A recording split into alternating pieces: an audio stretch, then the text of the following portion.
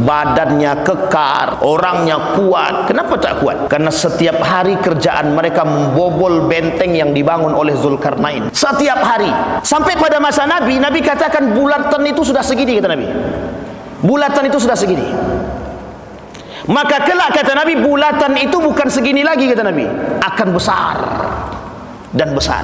Sampai Zulkarnain mengatakan kelak pada masanya sebelum datang hari kiamat, benteng yang begitu besar roboh dan mereka keluar bagaikan air, mereka keluar bagaikan semut. Bayangkan Pak, itu cuma Dajjal. Satu orang Dajjal saja mempengaruhi semua yang ada di muka bumi ini. Tidak ada satu kota besar pun, kata Nabi, ketika mendengar kalimat Dajjal mereka tidak datang. Tapi Ya'jud wa Ma'jud, kata Nabi, bukan demikian. Ya'jud wa Ma'jud mereka tidak sebesar Dajjal, tapi mereka berada di antara kalian, lebih kecil daripada Dajjal tapi lebih hebat. Jumlah mereka yang banyak, tak mampu dibunuh oleh siapapun di antara kalian. Apakah Ya'jud wa Ma'jud hari ini sudah nampak di antara umat manusia?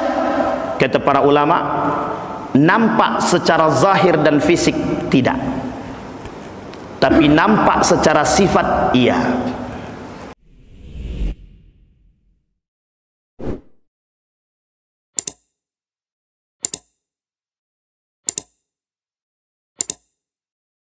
Di subuh hari ini kita akan coba mempelajari, bukan pelajari sebenarnya Bapak Ibu, kita mencoba bersama untuk melihat seberapa dekatnya kita dengan kiamat, sehingga perkara yang diangkat semua pengurus masjid, Ya'jud wa Ma'jud, jadi lompatnya agak jauh sedikit dari perkara fitnah kiamat kecil langsung kiamat besar. Jadi tanda kiamat kecilnya ntar dulu, tanda kiamat besarnya dulu. Tanda kiamat besarnya langsung lompat dari Dajjal, Isa, langsung Ya'jud wa Ma'jud. Jadi kayaknya takut yang membahas Dajjal, banyak takut kayaknya, takut terpengaruh dengan Dajjal atau takut jadi bagian daripada Dajjal. Baik Bapak Ibu sekalian yang berbahagia, Ya'jud wa Ma'jud. Saya bentangkan dulu pemaparan para ilmuwan terhadap Ya'jud wa Ma'jud. Ada pandangan yang mengatakan bahwa Ya'jud wa Ma'jud itu manusia. Ada yang mengatakan Ya'jud wa Ma'jud itu bukan manusia. Kalau Ya'jud wa Ma'jud itu manusia, maka dia tak jauh berbeda dengan kita. Tapi kalau Ya'jud wa Ma'jud itu bukan manusia, maka bisa bersifat kaum gitu deh. Sehingga para ulama mengatakan kalaulah bersifat kaum, maka dia bisa dilakukan penelitian tentang Ya'jud wa Ma'jud. Sehingga ada ilmuwan yang melakukan penelitian tentang Ya'jud wa Ma'jud. Mereka katakan Ya'jud wa Ma'jud ini adalah satu bangsa yang kelak menjadi orang yang paling bengis di muka bumi ini gitu. Kalau kita merujuk kepada sejarah, ada satu bangsa, satu kaum yang sangat dianggap paling bengis di muka bumi ini, disebut dengan bangsa Mongol. Pernah dengar kerajaan Mongol? Pernah tahu sejarahnya Bapak Ibu? Pernah hidup di masa itu? Enggak kan? Kalau tahu lah sampai detail bayur, sangka hiduplah pada masa itu kan. Ya'jud wa Ma'jud dianggap ketika bangsa paling bengis ketika itu dalam sejarah, yang menghancurkan Baghdad, yang menghancurkan Abbasiyah. Jadi Bapak Ibu kita rujuk kepada sejarah. Dalam lingkaran sejarah itu kita tidak boleh ingkari, kita tak boleh menafikan keberadaan sejarah. Runtuhnya Daulah Abbasiyah itu disebabkan munculnya kerajaan-kerajaan kecil dalam setiap kabilah-kabilah Islam, baik dari Turki, Persia, Mesir dan lain sebagainya, yang berada di bawah naungan Daulah Abbasiyah, sehingga mereka nggak lagi percaya dengan Abbasiyah di akhir kepemimpinan Malik. Di akhir kepemimpinan Malik, mereka tidak percaya lagi itu dengan Abbasiyah. Ketika nggak percaya lagi dengan Abbasiyah, mereka menganggap begini, kalau kami bukan keturunan Abbasiyah, maka kami tidak akan pernah bisa menjadi seorang pemimpin. Kalau kami bukan keturunan Abbasiyah, maka kami tidak bisa menjadi seorang pemimpin. Ini nepotisme yang terjadi, yang berlarut setelah kerajaan Daulah atau dinasti Umayyah. Singkat cerita Bapak Ibu sekalian yang berbahagia, ketika Daulah Abbasiyah sudah meraja, sudah menjadi negara yang paling kerajaan yang paling berkuasa, kepercayaan dari rakyat-rakyat sekitar atau negara-negara yang masuk dalam dikuasai, masuk dalam jajaran-jajaran daripada Daulah Abbasiyah, mereka memisahkan diri. Ketika mereka memisahkan diri, di sini poin pentingnya Bapak Ibu. Ketika mereka memisahkan diri dari Daulah Abbasiyah, mereka bangun kerajaan-kerajaan kecil di sekeliling Daulah Abbasiyah. Disitulah kelemahan Daulah Abbasiyah mulai nampak. Di situ pula lah poin penting bagi negara yang tersembunyi, manusia yang tersembunyi, kelompok kecil yang tersembunyi tapi bengis di antara perbatasan Turkistan dengan Khurasan, atau bahasa lainnya disebut dengan antara India dengan Cina, yang ketika itu disebut oleh para ulama bangsa Mongol. Bangsa Mongol inilah yang menghancurkan Daulah Abbasiyah sampai tidak meninggalkan setetes darah pun. Sampai darah itu harus mengalir, harus kering dari tubuh orang tersebut. Bahasa lainnya saking bengisnya Mongol itu. Dia tak pandang bulu. Kalau dia bunuh tak pandang bulu. Kalau Israel hari ini membunuh daripada Palestina tanpa pandang bulu, beda tipis dengan Mongol ketika itu. Tapi jauh lebih bengis. Kalau cuman hanya sekedar manusia saja, sampai tidak tersisa dari alam sejarah umat muslim ketika perpustakaan terbesar di Baghdad yang mereka hanguskan, yang mereka hancurkan, tak tersisa. Para ulama mengatakan, sebagian daripada kalangan para ulama, tapi sebagian kecil bukan jumhur ulama, mereka mengatakan itu yang disebut dengan Ya'jud wa Ma'jud gitu deh. Inilah kelompok yang disebut dengan Ya'jud wa Ma'jud yang akan datang kelak. Karena tempatnya, kata para ulama, hampir mirip tuh tempatnya, berdekatan gitu. Bisa jadi itu bangsa yang paling bengis gitu deh.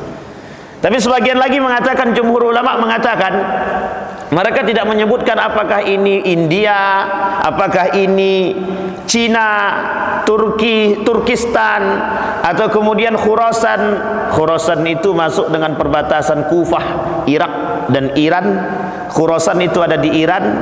Dulu Islam bangkitnya dari situ. Jadi Bapak Ibu jangan pernah melepaskan sejarah bahwa Islam bangkit itu dari Khurasan. Berarti pengaruh Syiah besar Pak Ustaz. Saya tak sampai ke sana ya, saya tak sampai ke sana. Saya cuma katakan Islam itu Renaissance namanya. Renaissance itu bangkit dari situ, dari Khurasan. Bukan dari Saudi Arabia. Ilmuwan muslim Bapak sebut namanya semua yang terkenal hari ini, mulai dari Ibnu Sina sampai Al-Farabi sampai Avicenna dan lain sebagainya, itu bermunculan dari daerah Khurasan. Jadi jangan salah Pak, bukan dari Saudi Arabia, tapi justru dari Khurasan. Jadi ada beberapa negara, beberapa bangsa dan kaum di dalam hadis Nabi itu yang keidentikannya itu dengan timur Pak. Jadi Nabi berkata, munculnya tanduk setan dari timur, munculnya Ya'jud wa Ma'jud juga dari timur, munculnya Dajjal juga dari timur, kata dia. Kenapa Nabi tak katakan munculnya Dajjal dari Eropa, munculnya Dajjal, munculnya Ya'jud wa Ma'jud dari Eropa misal gitu, atau dari Asia atau dari Afrika, tapi kok munculnya dari timur? Dan rata-rata hadis itu berbicara tentang itu. Kenapa kok timur yang menjadi sandarannya? Dan ini penting untuk dipahami, karena dasar munculnya kekacauan itu di timur, maka berakhir di timur. Maka di situ nanti akan muncul Bapak Ibu perkara-perkara besar. Kembali kepada masalah Ya'jud wa Ma'jud tadi. Sehingga para ulama mengatakan sebenarnya Ya'jud wa Ma'jud ini siapa? Tidak ada yang tahu, tak ada yang tahu secara pasti Ya'jud wa Ma'jud. Tetapi ulama merujuk kepada hadis baginda Nabi Muhammad SAW. Ulama kemudian mengklasifikasi. Kata para ulama, Ya'jud wa Ma'jud itu diambil secara garis umum oleh para ulama jumhurnya. Ya'jud wa Ma'jud itu adalah kaum dan bangsa yang kelak mereka adalah bangsa yang paling bengis, tidak mampu dibunuh oleh siapapun di antara manusia. Jadi saking bengisnya, saking kuatnya Ya'jud wa Ma'jud, kata mereka, kata para ulama, kata Nabi, Ya'jud wa Ma'jud itu jumlahnya banyak, saking banyaknya dari Khurasan sampai ke Turkistan jumlahnya. Dan itu berjejer, kata, saking banyak. Dan mereka akan berada di antara umatku, kata dia. Kata Nabi, mereka akan berada di antara kalian. Mereka akan berada di antara umatku, kata Nabi. Artinya, kalau dia berada di antara kita, maka ini menjadi persoalan, Pak.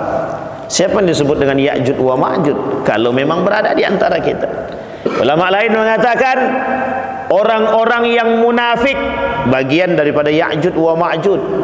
Kalau dia berada di antara kita, maka hari ini Ya'jud wa Ma'jud itu ada kalau disandarkan kepada makna munafik. Ya'jud wa Ma'jud orang yang tanpa ada belas kasihan, bisa disandarkan kepada Amerika, bisa disandarkan kepada Israel. Misalkan kalau bersifat, kalau mereka disandarkan kepada kebengisan yang lain. Sehingga para ulama hanya menjabarkan apa yang disampaikan oleh baginda Nabi Muhammad sallallahu alaihi wasallam.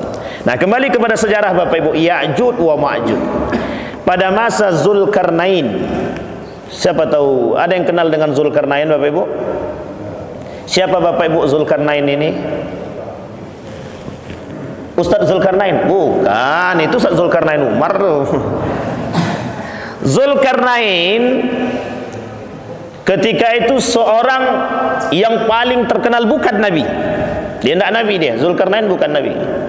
Tapi dianggap seorang panglima yang paling gagah, berani, kokoh, kuat.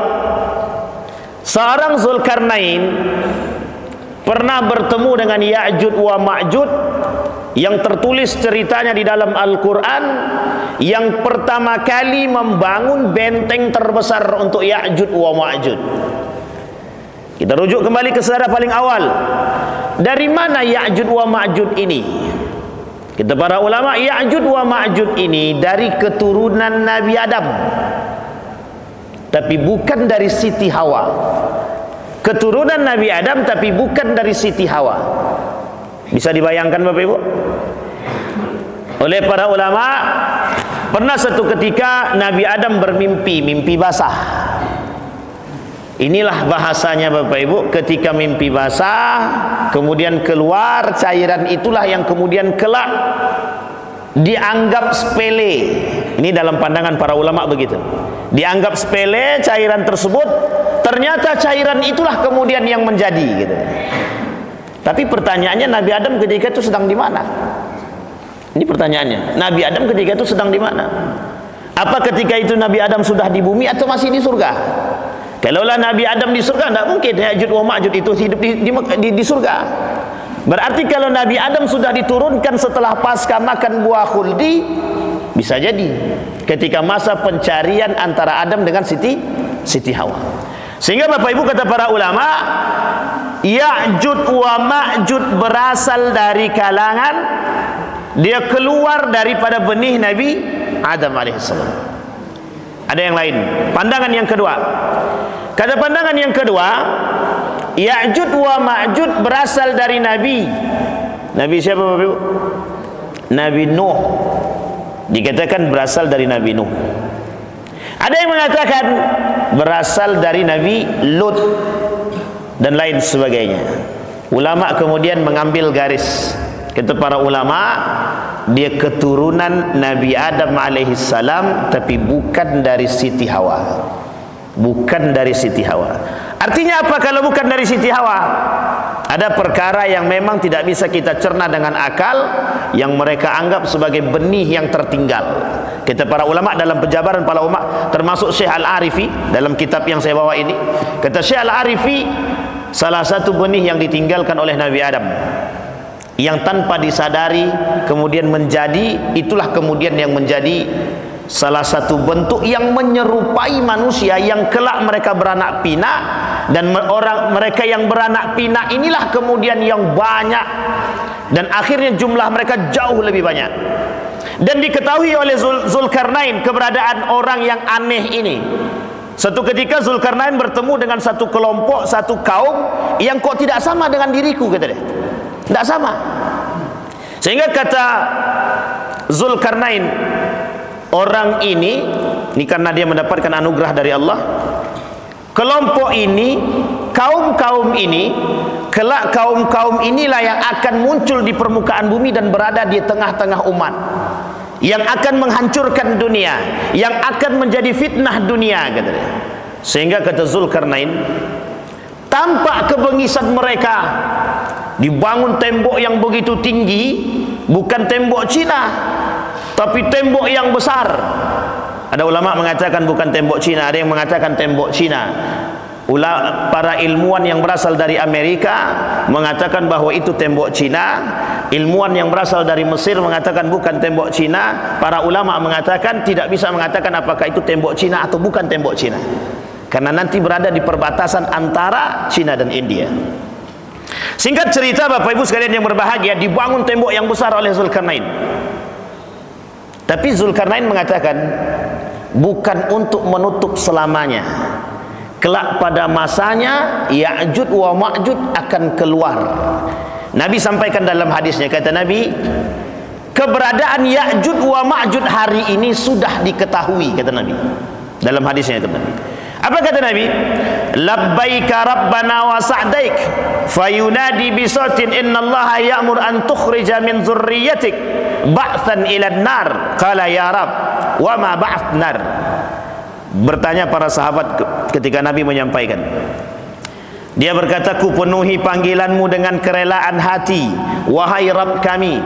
Lantas dia dipanggil dengan suara yang keras, sesungguhnya Allah memerintahkan kamu untuk mengeluarkan dari anak keturunanmu satu pasukan ke neraka, kata dia. Satu pasukan ke neraka. Kemudian Adam bertanya, wahai Rabb, apakah pasukan neraka itu? Allah berkalam, dari setiap 1000 orang aku menduga dia berkalam, keluarkanlah 999 orang. 999 orang. Maka ketika itu wanita hamil menggugurkan kandungannya, anak kecil menjadi korban, dan kamu melihat orang-orang itu mabuk padahal mereka tidak mabuk, akan tetapi itu adalah siksa Allah yang dahsyat. Di dalam surat Al-Hajj, keadaan itu membuat para sahabat menjadi gusar sehingga wajah mereka berubah, kata Nabi. Maka Nabi bersabda, dari kalangan Ya'juj dan Ma'juj yang berjumlah 999, dan dari kalangan kalian 1 orang.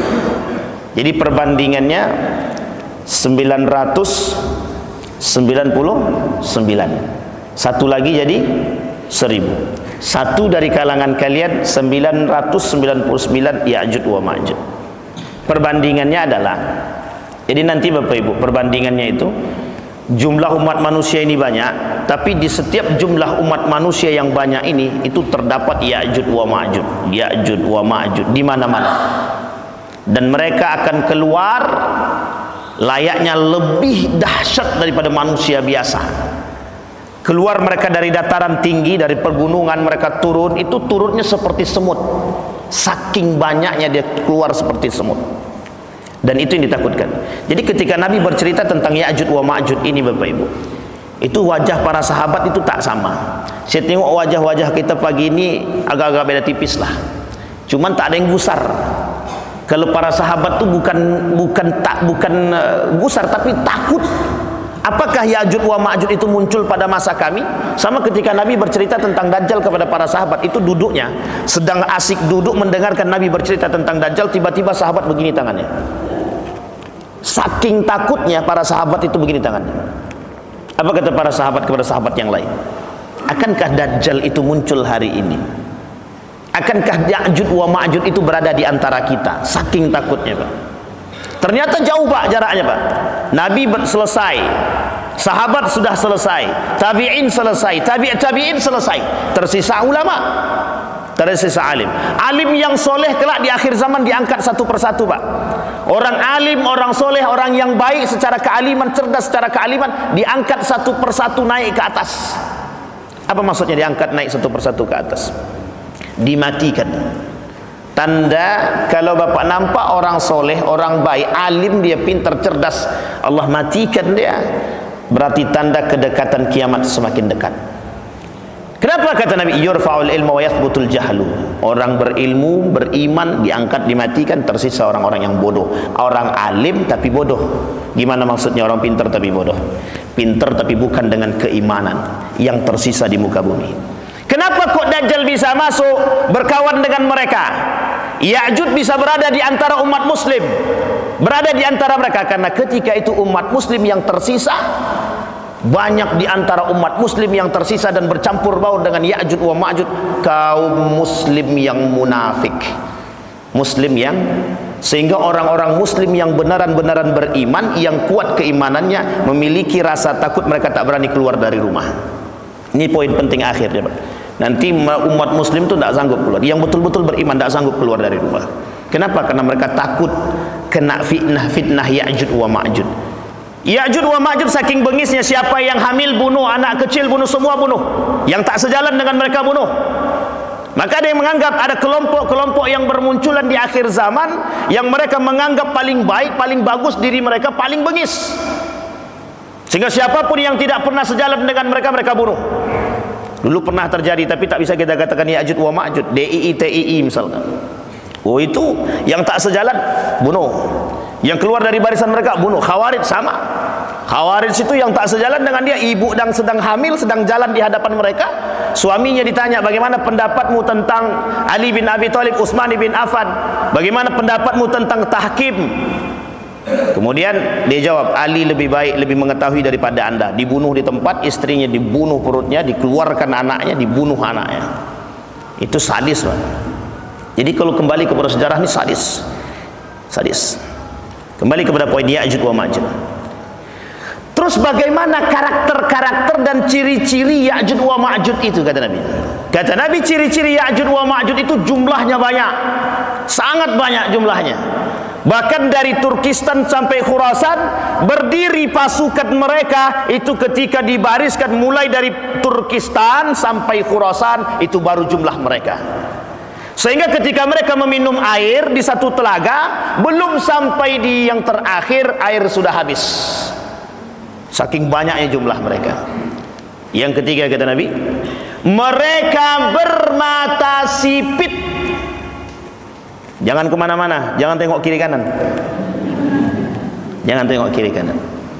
Sehingga muncul, Pak, dan ini pandangan para ulama dan perdebatan para ulama. Apa kata para ulama? Apakah Ya'juj wa Ma'juj itu bangsa Cina? Karena yang sipit matanya Cina. Tapi ini tidak boleh disandarkan secara mutlak, karena ini perdebatan para ulama. Apa kata para ulama? Apakah orang-orang Ya'juj wa Ma'juj ini dari bangsa Cina? Mongol itu bagian, Pak, karena perbatasan. Sehingga ada yang mengatakan orang-orang yang berada di balik tembok Cina. Ada yang mengatakan ada, karena ketika kehancuran Baghdad itu keluarnya dari sana, dihabisin sehabis-habisnya, sebengis-bengisnya. Kita merujuk sedikit kepada kerajaan Mongol. Ketika Mongol menaklukkan Abbasiyah, itu mereka tidak pandang bulu, mau anak kecil kek, mau ibu tuh sedang hamil kek, asal ada darah Abbasiyah dan masih keturunan Abbasiyah, masih berada dalam lingkaran Abbasiyah, bunuh, habis. Sama ketika Abbasiyah menghabisi Umayyah, daulah Abbasiyah, Umayyah atau dinasti Umayyah itu dihabisi oleh Abbasiyah tanpa tersisa. Apa kata Abbasiyah? Kami tidak mau menyisahkan Umayyah. Tapi apa yang terjadi? Allah balikkan kembali. Apa kata bangsa Mongol? Jangan sisakan bangsa Abbasiyah. Jadi sebenarnya saling penaklukan, Pak. Ditaklukkan satu dan yang lain dan dah dihabisi. Habis. Kalau kita merujuk kepada bangsa Mongol, karakternya mirip. Karakternya mirip. Bangsa Mongol membunuh tanpa hati. Bangsa Mongol punya badan yang tinggi, gagah dan kuat. Sama, Pak. Ciri Ya'juj wa Ma'juj itu, yang keempat itu, badannya kekar, orangnya kuat. Kenapa tak kuat? Karena setiap hari kerjaan mereka membobol benteng yang dibangun oleh Zulkarnain. Setiap hari. Sampai pada masa Nabi, Nabi katakan bulatan itu sudah segini, kata Nabi. Bulatan itu sudah segini.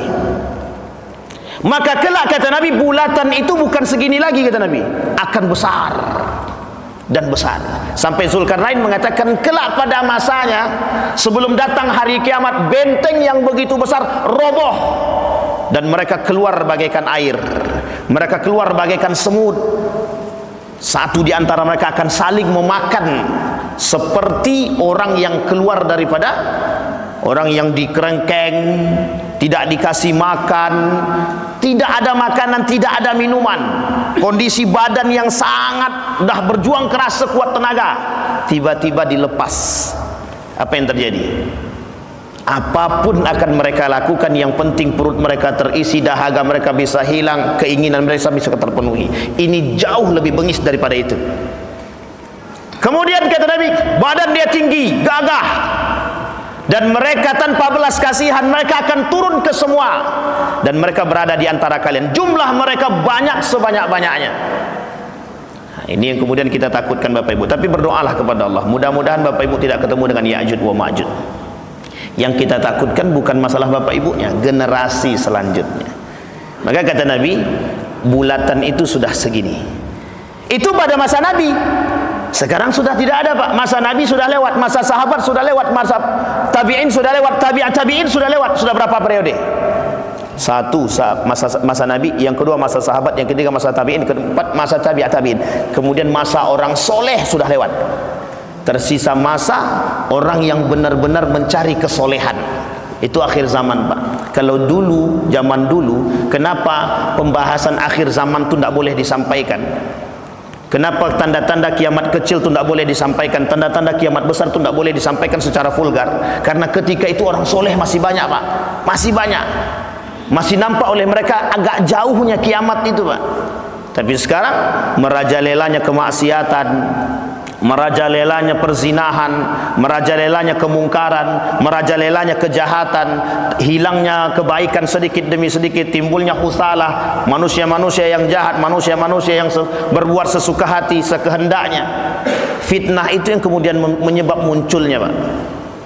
Penyebab munculnya kata para ulama dalam masalah digitalisasi. Misalkan kita ambil contoh masalah digitalisasi, dan ini dikaitkan oleh para ilmuwan. Ada seorang ilmuwan dari Singapura mengatakan begini, munculnya Ya'juj wa Ma'juj itu disebabkan, atau robohnya benteng pertahanan Ya'juj wa Ma'juj disebabkan karena digitalisasi. Tapi saya tak tahu lebih dalam bagaimana cara mereka mengkaitkan antara digitalisasi. Kenapa demikian? Karena perkembangan zaman, perkembangan zaman. Sehingga Bapak Ibu sekalian yang berbahagia, ketika Nabi Isa turun 40 tahun Nabi Isa sebelum Nabi Isa diangkat kembali, itu ketika masa Dajjal, kemudian turun Nabi Isa. Ini runtutannya Bapak Ibu ya. Turun Nabi Isa, dibasmi oleh Nabi Isa selama 40 tahun, Dajjal 40 hari, Nabi Isa 40 tahun. Ya ingat ya Bapak Ibu ya, Dajjal 40 hari. Jadi Dajjal turun 40 hari, semua kota dilibasnya. Ini bahasa Dajjal, ini bahasa kaum penipu. Turun Nabi Isa, selesai Nabi Isa 40 tahun setelah Nabi Isa muncul yang disebut dengan Ya'juj wa Ma'juj. Ketika Ya'juj wa Ma'juj ini muncullah kemudian kegentingan hari semakin nampak. Kehidupan kita ketika itu, kehidupan mereka yang bertemu dengan Ya'juj wa Ma'juj ketika itu tidak ada dalam kebahagiaan, yang ada dalam ketakutan. Sehingga Bapak Ibu, ketika itu masa sangat kondisi sangat tidak kondusif. Kalau sekarang ini masih kondusif lah, masih aman. Meskipun terjadi perbedaan, tapi masih agak aman sedikit, masih bisa sholat dengan damai. Kalau besok tak apa. Pada masa Ya'juj wa Ma'juj tidak. Setiap orang saling melirik antara satu dan yang lain. Setiap orang mencurigai antara satu dan yang lain. Bisa jadi ini orang Ya'juj, ini bisa jadi Ma'juj, bisa jadi. Sampai begitu mereka saking takutnya.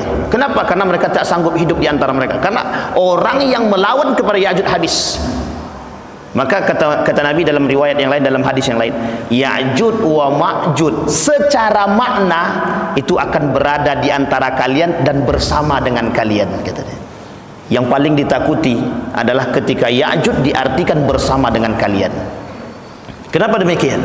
Karena ketika Ya'juj berada di antara kalian, ada orang-orang yang lebih bersifatnya lebih parah daripada Ya'juj itu sendiri. Ini yang ditakutkan Pak. Kata Nabi, ada orang-orang yang bersifat seperti Ya'jud wa Ma'jud. Ada orang-orang yang bersifat seperti Ya'jud wa Ma'jud Pak. Manusia rakus. Tahu Bapak Ibu manusia rakus? Orang rakus itu di dalam Al-Quran, orang rakus di dalam Al-Quran itu Allah sebutkan karakter mereka seperti binatang. Salah satu binatang yang Allah sebut di dalam Al-Quran, dia ada 7 karakter binatang di dalam Al-Quran. Satu diantaranya qirdun. Qirdun itu artinya monyet. Monyet itu sifatnya, karakter monyet adalah rakus. Nah, karakter orang Ya'jud wa Ma'jud itu karakter, salah satu di antara karakter mereka adalah rakus. Sehingga secara makna diartikan banyak bermunculan di akhir zaman itu manusia-manusia yang rakus. Mereka akan membunuh satu dengan yang lain. Saya tak kaitkan, tapi Bapak Ibu kaitkan sendiri sajalah. Ada enggak orang-orang hari ini yang coba memakan kawan sendiri? Ada apa tidak? Sedikit yang jawab. Agak cari aman sedikit, aku tak usah jawab lah katanya gitu. Kenapa demikian Pak? Begitu keadaan kita hari ini. Berarti itu Ya'jud wa Ma'jud Ustaz. Jangan. Nanti ketika ada Bapak Ibu tengok ni rakus sekali makannya, berarti Ya'jud ni, itu tak boleh. Takutnya begitu pula. Tapi yang dimaksud lebih tepatnya adalah itu secara maknawi, bukan secara istilah. Artinya karakter. Nah, karakter-karakter di akhir zaman sebelum munculnya Ya'jud wa Ma'jud, manusia-manusia ketika itu menyerupai sifat-sifat Ya'jud wa Ma'jud. Baik Bapak Ibu, keturunan Ya'jud wa Ma'jud sudah kita sampaikan banyak sekali. Wa man mata min bani Adam wa bani iblis. Kata Nabi, beramallah kalian dan bergembiralah demi zat yang jiwa Muhammad berada di tangannya, sesungguhnya kalian benar-benar bersama 2 makhluk yang tidak menyertai suatu apapun kecuali akan menyayanginya, yakni Ya'jud wa Ma'jud, dan orang-orang yang celaka dari kalangan Bani Adam dan Iblis. Dari kalangan Bani Adam dan Iblis. Ya'jud dan Ma'jud disebutkan oleh Nabi bangsa perusak. Sekarang ada tidak bangsa yang perusak? Ada Bapak Ibu bangsa perusak? Makanya Bapak Ibu, Zionisme Amerika itu digandeng langsung Pak. Dianggap Ya'jud, dianggap Ma'jud itu Amerika. Zionisme Amerika itu dianggap Dajjal. Jadi ulama mengatakan demikian Pak. Bukan kita. Kata mereka Dajjal itu ya Amerika, Ya'jud wa Ma'jud itu ya Amerika kata. Saking mereka anggap bangsa-bangsa perusak. Tapi merusaknya itu mengajak, bukan sendiri. Merusaknya mengajak. Bapak lihat Amerika itu memaksa negara-negara lain untuk merusak. Nah, ini pun ikut. Jadi Bapak Ibu, ketika Amerika bekerja sama dengan Saudi Arabia, Bapak Ibu tahu Amerika itu memberikan pelatihan militer kepada Saudi. Jadi yang melatih tentara militer Saudi itu Amerika. Yang melatih tentara Saudi itu adalah Amerika. Jadi tak salah Pak, hubungan erat antara Saudi dan Amerika itu tidak bisa dipungkiri, saking eratnya hubungan mereka. Jadi ketika Palestina dihancurkan, jangan berharap penuh bahwa Yahudi itu akan ikut campur tangan. Jangan berharap penuh. Karena yang menghancurkan Daulah Utsmaniyah salah satunya adalah Saudi. Yang ikut menghancurkan Daulah Utsmaniyah salah satunya adalah Saudi, dan Saudi bekerja sama dengan Amerika. Amerika mengajak Saudi untuk saling menghancurkan. Pengaruh Amerika kepada negara-negara yang lain sama Pak, melalui tangannya IMF itu, International Monetary Fund, itu adalah tangan ajaib yang dimiliki oleh Amerika untuk menghancurkan setiap negara dengan jalur ekonomi. Ini sudah bermain dalam tatanan global. Tadi itu politik Pak. Nah, Amerika itu bangsa perusak, negara perusak. Kenapa kita katakan perusak? Setiap dia bergaul dengan negara manapun mesti rusak negara tadi. Indonesia bekerja sama pada masa Soeharto, habis Pak. Orang pertama yang memunculkan kalimat terorisme di Indonesia itu adalah Amerika pada masa Presiden Soeharto, di akhir kepemimpinan Soeharto. Bayangkan Pak, itu kalau dirujuk Ya'jud wa Ma'jud kepada Amerika. Artinya kalau dimaknai bahwa Ya'jud wa Ma'jud itu sebagai bangsa perusak. Tapi betulkah itu Amerika? Wallahu alam. Tidak ada penelitian yang detail yang mengatakan bahwa Ya'jud wa Ma'jud itu adalah Amerika. Tapi dikatakan Ya'jud wa Ma'jud adalah bangsa perusak. Inna Ya'jud wa Ma'jud min bani Adam. lau ursilu la afsadu, kalau mereka dikirim kepada kalian rusak. Ma'ayashahum wa la yamuta minhum rajulun illa tarka min dzurriyyati alfan fasa'idan wa idda min waraihim thalatha umamin ta'wilu wa ta'risu wa mansak. Sesungguhnya Ya'juj dan Ma'juj itu termasuk keturunan Adam. Andai kata mereka dilepaskan, niscaya mereka akan merusak penghidupan orang banyak. Tiada seorang lelaki pun yang mati di antara mereka kecuali dia meninggalkan keturunan yang berjumlah 100 orang atau lebih. Sesungguhnya di belakang mereka ada 3 umat, ta'wil, taris dan mansak. Ta'wil, taris dan mansak. Ta'wil, taris dan mansak ini Bapak Ibu adalah hasil peninggalan-peninggalan daripada Ya'juj wa Ma'juj yang kelak mereka punya menjadi satu kelompok-kelompok tertentu yang semakin meluas. Nanti taris punya keturunan, mansak punya keturunan, ta'wil punya keturunan. Dan ini ada 3 fase kelak yang akan dialami pada masa Ya'juj wa Ma'juj. Di antara fisik Ya'juj wa Ma'juj sudah kita sebutkan tadi Bapak Ibu. Salah satu diantaranya sifit, matanya sipit, rambutnya pirang. Jangan tengok kiri kanan. Mata dia sipit, rambut dia pirang. Ini yang nyampaikan Nabi. Wajah dia lebar. Jadi ganteng apa tidak? Hidungnya mancung apa pesek? Ini belum disebutkan. Wajahnya lebar, mata dia sipit, rambut dia pirang, dan di setiap tempat yang tinggi mereka akan muncul seolah-olah wajah mereka itu perisai yang dipukul. Apa maksudnya perisai yang dipukul? Penyet. Jadi saya tak bisa pula mengajak Bapak Ibu untuk menerawang ya. Jadi begini Bapak Ibu, sebenarnya memang hampir mirip. Makanya mohon maaf, memang hampir mirip Pak. Kalau kita merujuk kepada karakter yang disampaikan oleh Nabi, itu bangsa ini kan tak live streaming kan, bangsa Cina itu mirip Pak. Mukanya lebar, hidung dia biasa-biasa saja, mata dia sipit. Tapi Bapak Ibu, ya tinggi mancungnya itu tuh belakangan kan di situ disebutkan. Tapi Bapak Ibu, karakter itu mirip Pak, mirip. Kenapa kita katakan mirip? Ketika Nabi mengatakan sipit itu, di kalangan para ulama mutaakhirin kontemporer yang diperdebatkan oleh para ulama termasuk Syekh Yusuf Al-Qaradawi sempat mengatakan tentang apakah itu bangsa Cina yang berada di pesisir gitu. Bangsa Cina yang berada di pesisir itu, ketika kalimat bangsa Cina yang berada di pesisir itu, orang berpandangan yang paling bengis itu cuman satu Pak, Mongol.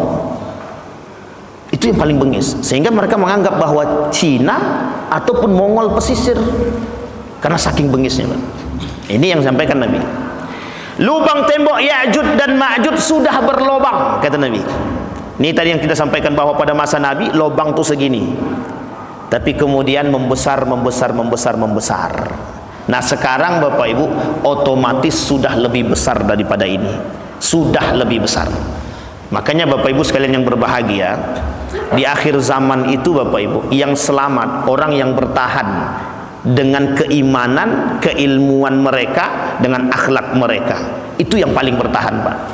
Kenapa kita katakan yang paling selamat itu?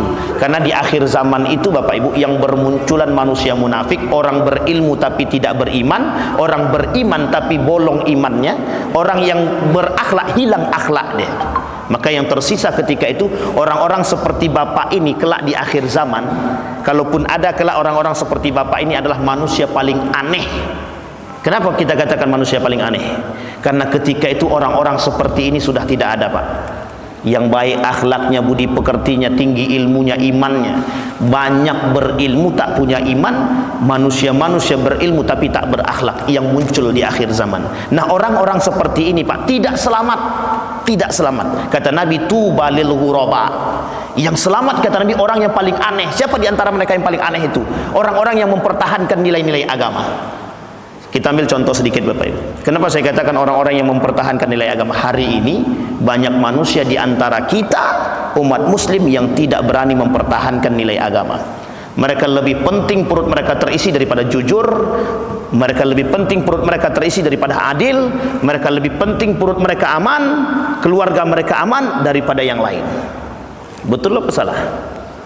Betul apa salah? kebaikan kata Nabi hilang sedikit demi sedikit, yang tersisa husalah, manusia-manusia yang bengis, manusia-manusia yang rakus, manusia-manusia yang jahat kata Nabi, yang tersisa, yang saling memakan antara satu dengan yang lain kata Nabi. Demi apapun mereka akan lakukan, demi apapun akan mereka lakukan. Karakter Ya'jud wa Ma'jud. Baik Bapak Ibu sekalian, teror Ya'jud dan Ma'jud kepada manusia. Nah, ini dia Bapak Ibu yang perlu dipahami Bapak Ibu. Saya langsung kepada artinya saja. Apa teror yang dilakukan oleh Ya'jud dan Ma'jud kepada manusia ketika mereka bergabung bersama kita? Terornya satu Pak, kehidupan, mati atau hidup. Mati atau hidup, itu yang paling besar. Kemudian mereka menguasai seluruh bumi. Kaum muslimin melarikan diri dari mereka. Ada yang beruzlah jauh. Ketika sedang beruzlah bertemu dengan Ya'jud yang lain. Coba saking banyaknya Bapak Ibu.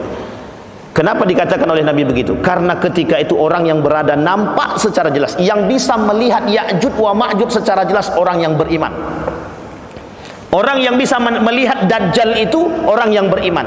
Yang dengan jelas di kepala dia tertulis kafir, itu hanya orang beriman. Tapi semua orang muslim melihat, yang muslim. Tapi di antara mereka yang melihat, yang beriman yang selamat, yang tak beriman tak selamat. Muslim tapi tak beriman tak selamat.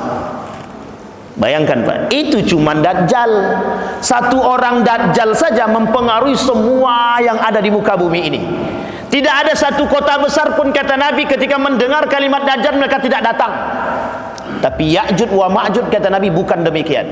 Ya'jud wa Ma'jud mereka tidak sebesar Dajjal, tapi mereka berada di antara kalian, lebih kecil daripada Dajjal tapi lebih hebat. Jumlah mereka yang banyak, tak mampu dibunuh oleh siapapun di antara kalian. Coba bayangkan Bapak Ibu, siapa yang paling kuat ketika itu? Hari ini siapa manusia yang paling kuat? Tidak ada yang berani ngomong, karena memang tidak ada yang tahu siapa yang paling kuat. Kan gitu. Saking kuatnya manusia hari ini tak mampu membunuh Dajjal. Bahkan di dalam kalimat tersebut Zulkarnain pun tak mampu membunuh Ya'jud wa Ma'jud. Kenapa cuma membangun benteng? Karena itu perintah dari Allah Pak. Perintah dari Allah. Kemudian mereka pun menguasai dunia hingga juru bicara mereka berucap, mereka itu penduduk bumi, kami telah menyelesaikan urusan dengan mereka. Sungguh kami akan segera menurunkan penduduk langit.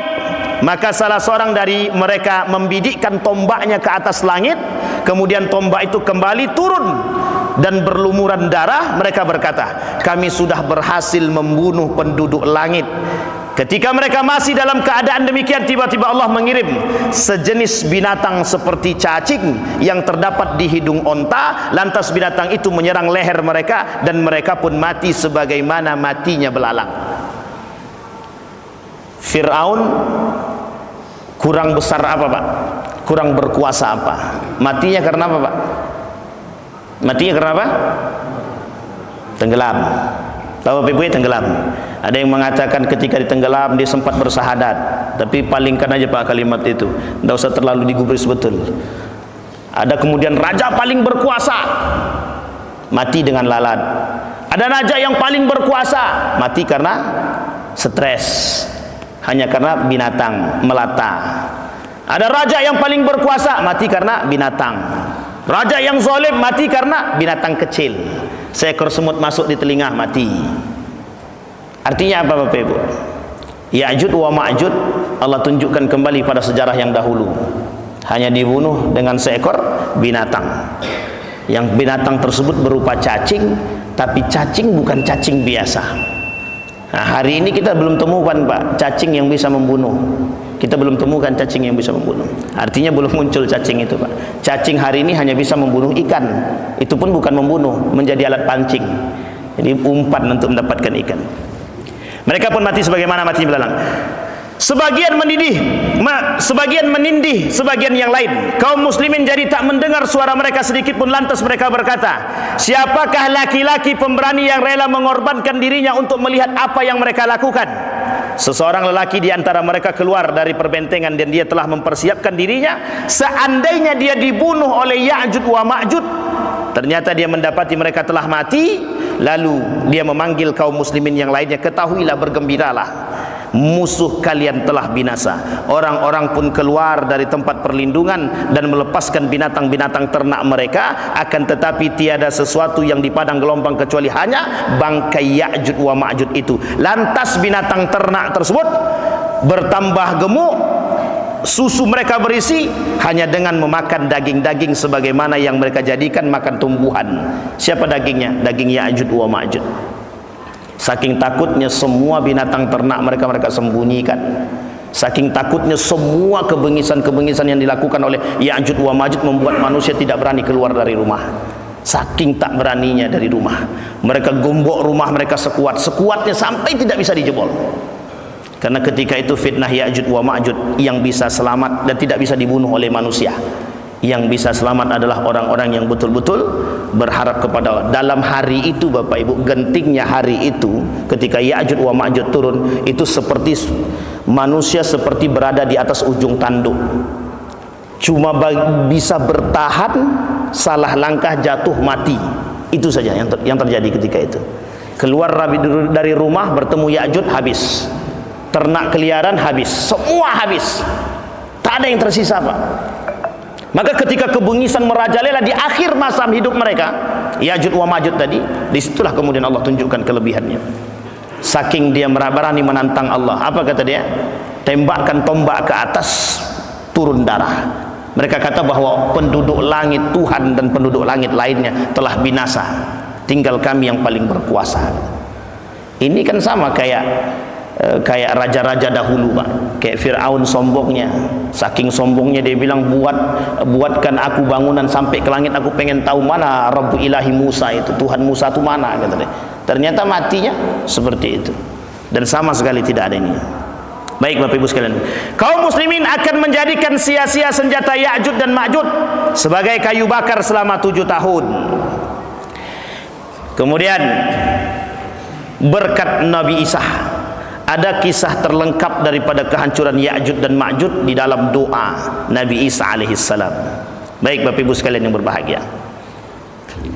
Nah kemudian Bapak Ibu sekalian yang berbahagia, apakah Ya'juj wa Ma'juj hari ini sudah nampak di antara umat manusia? Kata para ulama, nampak secara zahir dan fisik tidak, tapi nampak secara sifat iya. Maka Bapak Ibu tidak bisa juga menggambarkan Ya'juj wa Ma'juj itu, tidak bisa digambarkan. Apakah Ya'juj wa Ma'juj itu bangsa Cina, Mongol, India, Turki dan lain sebagainya? Itu tidak bisa Pak.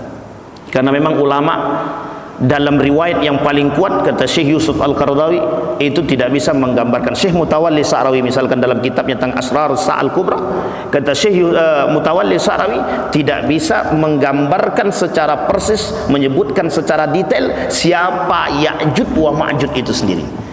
Kenapa tidak disebutkan secara detail Pak? Agar umat muslim bersiap dengan keimanan mereka. Andai kata Allah sebutkan, misal Allah sebutkan Ya'juj wa Ma'juj itu Cina, kata dia, kira-kira Bapak Ibu akan bersiap atau tidak? Bersiap. Nah, akan lari. Setiap Cina masuk ke Indonesia langsung boikot, kan begitu? Itu kalau kita tahu. Justru karena kita tidak tahu, itulah kita disuruh mempersiapkan diri dengan keimanan kita Bapak Ibu. Kenapa kita disuruh mempersiapkan diri? Sama halnya Bapak Ibu, Dajjal itu tidak ada yang tahu persis Dajjal itu seperti apa. Nabi cuma katakan, pernah cerita, Nabi cuma bercerita begini, Dajjal itu telah ada, cuman belum muncul ke permukaan. Ada namanya Tamim Ad-Dari. Tamim Ad-Dari sudah pernah bertemu seorang makhluk yang begitu dikerengkeng di gereja, kata dia, dan besar badannya. Dan dia bertanya kepada kami, sudahkah seorang pemuda bercerita kepada kalian tentang diriku, kata dia. Diceritakan oleh Nabi kepada para sahabat, langsung begini tangan para sahabat. Jadi Bapak Ibu ada tiga riwayat tentang Dajjal itu. Nah, satu Ibnu Siyad, yang kedua Abu Khuza'ah, yang ketiga Tamim Ad-Dari. Abu Khuza'ah dianggap Dajjal karena pendusta. Ibnu Siyad dianggap Dajjal karena pendusta, berada di antara kalangan para sahabat. Tapi kemudian yang ketiga Tamim Ad-Dari yang dianggap para pendusta, tapi Tamim Ad-Dari ini berada, riwayat Tamim Ad-Dari, dan dia berada dalam satu tempat dan dia ceritakan kepada para sahabat, dan Nabi menceritakan kepada sahabat tentang itu. Tiga. Tapi tidak ada satupun yang mengatakan secara persis bahwa Dajjal itu sudah muncul di permukaan bumi. Mereka cuma katakan Dajjal itu sudah ada, tapi belum muncul. Sama Pak, Ya'juj itu ada, Ma'juj itu ada, tapi belum muncul. Tapi tembok yang mereka bangun hari ini sudah semakin besar. Sudah semakin besar, sudah semakin besar. Semakin berkembang zaman, itu adalah cara. Semakin berkembangnya zaman, itu adalah salah satu bentuk bahwa kiamat itu semakin dekat. Sehingga Bapak Ibu sekalian yang berbahagia, ketika seorang ulama mengatakan dan memperdebatkan karakter-karakter Ya'juj wa Ma'juj di hadapan manusia, apa kata para ulama tersebut? Adakah manusia yang saat ini mirip karakternya persis dengan Ya'juj wa Ma'juj? Apa kata para ulama? Ada. Karakternya ada. Salah satu di antara karakter itu adalah rakus yang saling menindih antara satu dengan yang lain. Sampai di sini bisa dipahami Bapak Ibu? Sudah siap? Ini entah tegang karena apa, takut Ya'juj wa Ma'juj atau bagaimana nih? Aman Bapak Ibu? Insya Allah Bapak Ibu, kita tak ketemu dengan Ya'juj wa Ma'juj. Berdoa kepada Allah mudah-mudahan tidak ketemu dengan Ya'juj wa Ma'juj. Kenapa kita katakan demikian? Orang yang ketemu dengan Ya'juj wa Ma'juj itu adalah orang-orang yang kelak di akhir zaman iman mereka setengah. Iman mereka setengah. Setengah kuat, setengah goyang, setengah kuat, setengah goyang. Maka ketika itu kunci mereka masih diberikan waktu oleh Allah. Yang masih ingin selamat daripada Ya'juj wa Ma'juj, maka perkuatlah iman. Hari ini Bapak Ibu, kajian masih di mana-mana, masjid masih banyak isinya Bapak Ibu. Artinya apa? Kita tidak mendahului Allah. Artinya apa? Dalam riwayat yang lain Nabi berkata, selagi masjid itu masih diisi oleh orang-orang yang soleh dan masih solat menghadap kepadaku, kata Allah, maka kiamat itu masih lama. Itu kata Nabi. Tapi pertanyaannya adalah, Nabi juga sampaikan. Kata Nabi dalam pernyataan lain, kata Nabi sampaikan bahwa tanda-tanda kiamat kecil itu sudah nampak. Zinahnya, rakusnya, pengkhianatannya, pendustaannya, semua Nabi sampaikan. 236 lebih, kata Ibnu Majah dalam hadisnya, sekitar 200-an lebih, itu hanya berbicara tentang fitnah, tanda-tanda kiamat kecil. Belum tanda kiamat besar, baru tanda kiamat kecil. Dan rata-rata sebagian besar dari apa yang disampaikan oleh Nabi dalam hadisnya sudah terbukti. Sudah terbukti. Jadi jangan lalai, jangan lengah. Nah, baik, sekarang terakhir Bapak Ibu, apa pesan baiknya untuk kita semua? Pesan baiknya adalah, dulu memang tidak dianjurkan mempelajari tentang fitnah-fitnah akhir zaman termasuk tanda kiamat besar. Tapi kemudian para ulama di akhir zaman mengatakan, pelajarilah agar umat muslim mampu bersiap.